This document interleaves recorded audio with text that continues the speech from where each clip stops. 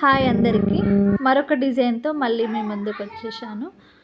చూడండి, peacock design. ఇది green colour మీద పింక్ కలర్ శారీ, మొత్తం పింక్ కలర్, చాలా బాగుంది.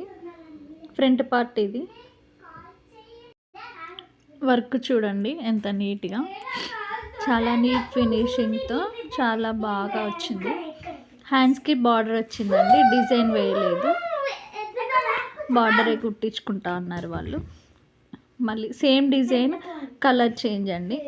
పింక్ కలర్ పైన రామా గ్రీన్ కలర్ శారీ. ఇది సేమ్ పికాక్ డిజైన్.